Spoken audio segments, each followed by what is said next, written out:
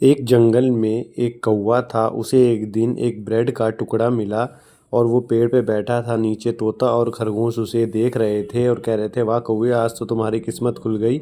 दूर से एक लोमड़ी उसकी इस चीज़ को देख रही थी और वो चाहती थी कि वो ब्रेड का टुकड़ा अब उसका हो जाए। तब उसने अपनी समझदारी से एक प्लान बनाया और प्लान बनाने के बाद कौवे के पास जाकर के बोली, कौवे भाई, तुम तो बहुत अच्छा गाते हो। तुम्हारा गला इस पूरे जंगल में सबसे अच्छा और सुरीला है।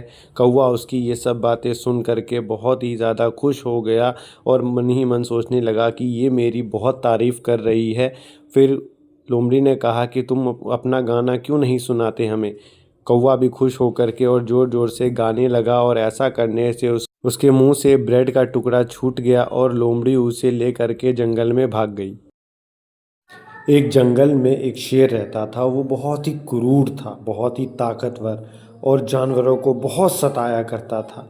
एक दिन जानवरों के पास आया, सबको इकट्ठा करके और गुर्राया, गरजा और बोला, मुझे रोज़ एक जानवर चाहिए खाने के लिए। फिर जानवरों ने सभा करी। उसकी इस बात को सुन करके सभी चिंता में थे कि आगे क्या होगा। तभी उनके बीच से खरगोश खड़ा हुआ, बोला, मैं इसे सबक सिखाऊंगा। और वो खरगोश शेर के पास गया और उसे बोला कि आप जैसा ही एक शेर जो है जंगल में है और वो नदी में रहता है और आप कहता है कि आपसे ज़्यादा बलवान है। तो वो शेर जो था गुस्सा हुआ और खरगोश के साथ उस नदी में देखने के लिए गया और वहाँ पे जाने के बाद उसने अपनी परछाई देखी पानी में और उसने ज़ोर से चिल्ला के कहा कि कौन है उसके अंदर, कौन मुझसे ज़्यादा ताकतवर है। और ऐसा कह करके सभी जानवर उसकी इस आवाज़ को सुन के उसे देख रहे थे और ऐसा कहने के बाद शेर जो था वो नदी में कूद गया और कूदने के बाद वो जब बाहर निकला तो गीला था। सब उसमें हंस रहे थे। इसीलिए कहते हैं कल, A for apple, B for ball, C for cat, D for dog, E for elephant, F for fish,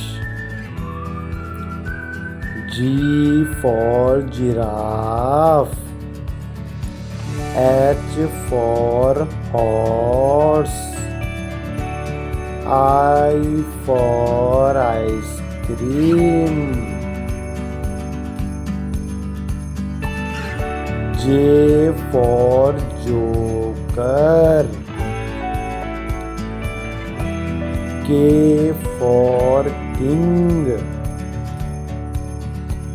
L for lion,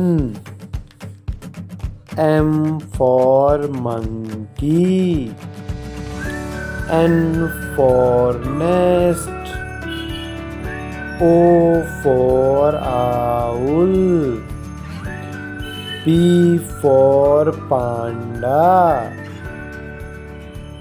Q for queen, R for rabbit, S for sheep, T for tiger, U for unicorn, V for vulture,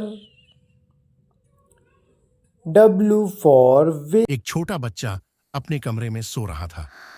खिड़की के बाहर एक बड़ा चमकता तारा टिमटिमा रहा था। उसी तारे की रोशनी में दूर कहीं एक अकेला मुसाफिर अंधेरी राह पर चल रहा था। तारा दोनों को देख रहा था, सोते बच्चे को भी और चलते मुसाफिर को भी, और उसकी रोशनी में रात शांत और सुरक्षित थी।